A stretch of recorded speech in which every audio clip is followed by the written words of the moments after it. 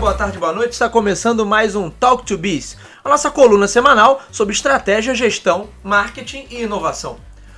O meu nome é Bruno Garcia, sou professor profissional na área de marketing e business, e aqui você já sabe, toda semana a gente comenta sobre questões técnicas a respeito do mundo dos negócios, mas também sobre notícias, sobre acontecimentos que podem ter um impacto na sua empresa, no seu planejamento estratégico ou na sua carreira. Lembrando sempre que esse podcast é um oferecimento do nosso site, o talktobiz.com.br, onde ali eu compartilho insights semanais a respeito do conteúdo que é tratado aqui nesse podcast e também o próprio feed desse podcast. Então, também não deixem de visitar o conteúdo que a gente produz por lá. E na coluna dessa semana, eu quero falar sobre a busca por uma proposta ampliada dentro do marketing e como ela nos leva a transformar a natureza de uma oferta, eventualmente de produtos para serviços. No marketing, um desafio do dia a dia é você transformar a sua oferta ou manter a sua oferta como uma oferta ampliada. E aí quando a gente está falando de níveis de desenvolvimento de oferta, nível de desenvolvimento de produto, na maioria dos livros é colocado assim, você tem o produto ou a oferta ampliada, que é aquela que apresenta algum benefício extra, seja ele da esfera técnica, funcional ou emocional, mas algo que gera vantagem para aquele produto ou para aquela marca em relação aos concorrentes. Conforme a gente vai trabalhando essa oferta, e aí o objetivo do marketing deve ser sempre passar essa oferta ou transformar essa oferta em uma oferta ampliada, ou transformar uma oferta que ainda não é em oferta ampliada, passa-se por alguns dilemas básicos. Primeiro, assim, o que vai ser mexido na oferta, o que vai ser mexido no produto. Um dos caminhos costuma ser a inovação, que nós já falamos no episódio da semana passada.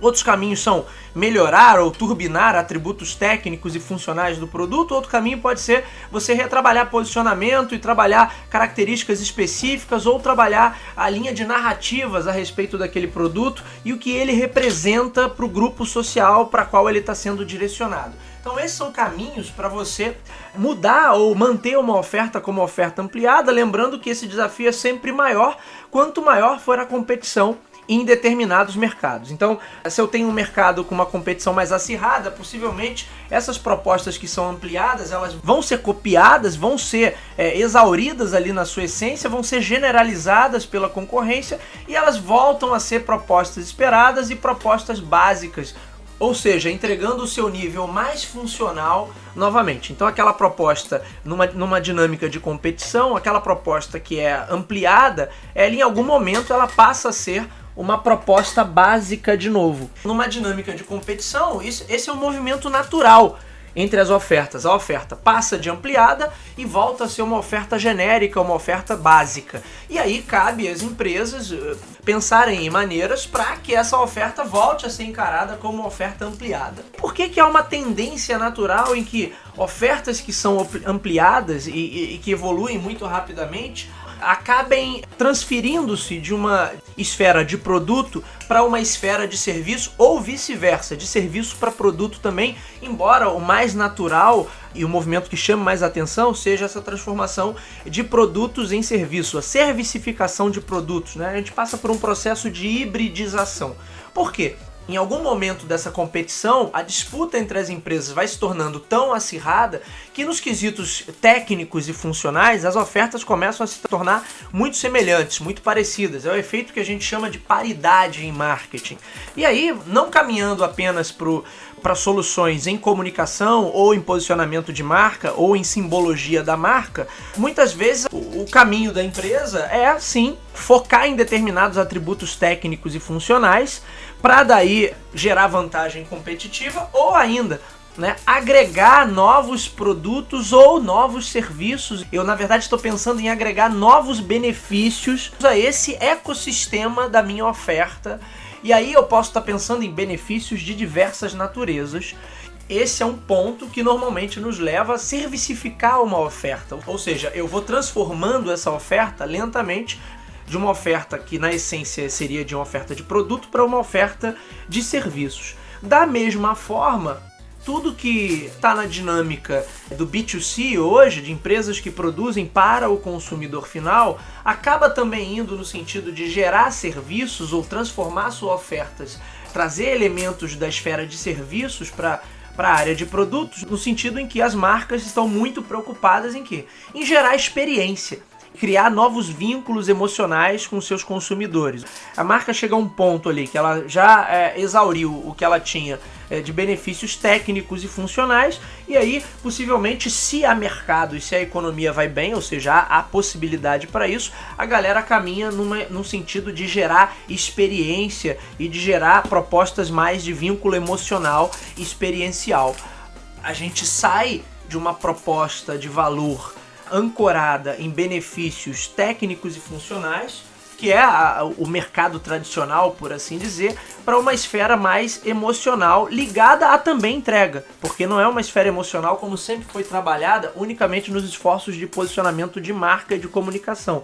Eu estou falando de fato de uma entrega que acontece ali, ou seja, indo num caminho de gerar experiência ou indo num caminho de agregar novas ofertas dentro da minha oferta principal, e evidentemente algumas dessas ofertas acabam sendo a nível de serviços, porque eu estou tentando facilitar alguma coisa para o meu consumidor, além do que eu já entrego diretamente com o meu produto, eu acabo caminhando sempre no sentido de que as ofertas mais complexas, elas acabam sendo ofertas híbridas que envolvem produtos e serviços, e de alguma maneira, quando essa competição se torna mais acirrada, o nível de serviços acaba sendo o diferencial, seja porque eu estou oferecendo um ecossistema maior de benefícios, seja porque eu estou de fato partindo da minha oferta elementar para gerar algum tipo de experiência ou algum tipo de relacionamento e vínculo emocional, o que também me colocaria na esfera de serviços e não mais na esfera propriamente de produtos. Então,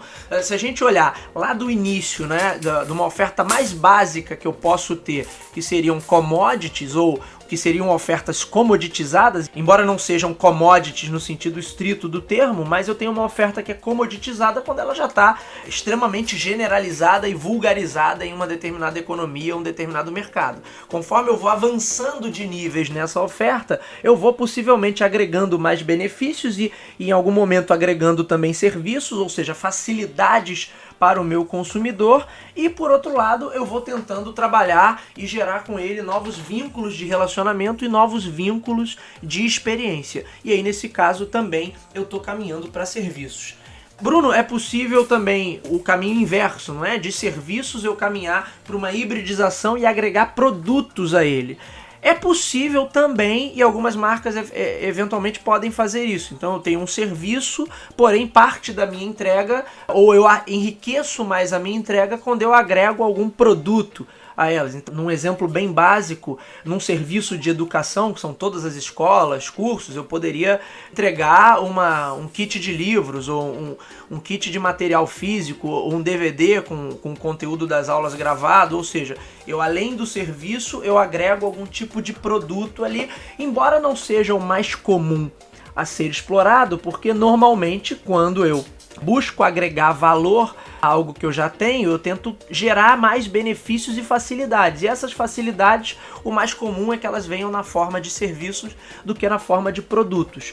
Porém, e aí também você tem uma questão de economia, porque eu estou falando, se eu tenho uma estrutura de serviços ou uma estrutura de produtos, possivelmente é mais fácil agregar um novo serviço dentro dessa estrutura ou tentar agregar essa nova camada de prestação dentro da minha estrutura sem impactar muito no meu financeiro. Ao passo que se eu agrego produtos, eu possivelmente tenho um impacto maior e mais fácil de medir. Mesmo que do outro lado não seja medido e seja camuflado, nesse fica mais evidente. Então é mais provável, até por conta disso, né, dessa evidência do custo que você tem ali com os produtos, que eles não necessariamente sejam a primeira opção. E na esfera de serviços a galera, não necessariamente isso é verdade, tá? Mas a galera tem a ilusão de que eu tô prestando mais esse serviço aqui dentro da estrutura que eu já tenho, e aí o meu custo não aparece, porque ele é muito pequeno ou ele não consegue ser calculado ali dentro da estrutura financeira que a empresa tem. Por mais que isso em alguns momentos não seja realmente verdade, porque aquilo tem um custo sim,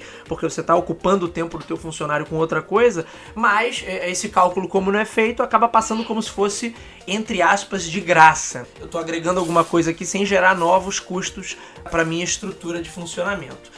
Mas isso nos leva à confirmação de que, de fato, as propostas de valor mais complexas, elas acabam caminhando também mais por uma natureza de serviço, mesmo que originalmente o que o camarada venda seja produto. Então várias empresas de produto tornam seus produtos mais valiosos pelo nível de serviço que está ali e pelo nível de experiência que está acoplado àquele produto. Sem falar em toda a dinâmica da competição que de fato acaba forçando os camaradas a pensarem nas suas propostas, nas suas ofertas, também a um nível mais ampliado e a um nível que de alguma forma vai envolver algum tipo de prestação de serviço. Sempre que essa oferta caminha para uma diferenciação mais subjetiva, em alguns casos não tem outra solução, porque a nível técnico e funcional a coisa já está muito equilibrada, você, a nível subjetivo, acaba caminhando para quê? Para algum tipo de prestação de serviço. Mesmo que seja apenas para gerar aquela experiência, aquela sensação positiva, aquele senso de familiaridade para o consumidor, para ele se sentir mais à vontade, mas ainda assim eu estou falando de serviço porque eu estou falando de processos para entrega de algo intangível e não de algo tangível que eu produzo em série para revender, como é a definição clássica de produtos. Muito bem, senhores, esse foi o Talk to Biz de hoje. Eu sou o Bruno Garcia, você já sabe, me encontra aí nas principais redes sociais, Bruno Garcia no LinkedIn, Bruno_TalkToBiz no Instagram. Podem me adicionar, mandar perguntas, mandar o feedback de vocês, que é sempre bem bacana de receber. Não deixem também de assinar o feed do nosso podcast, você nos encontra nas principais casas do ramo. Quem é usuário Apple, no aplicativo de podcast do iPhone, busque lá por Talk to Biz que você vai encontrar o nosso feed. Quem é usuário Android, use lá Google Podcast, pode buscar por Talk to Biz.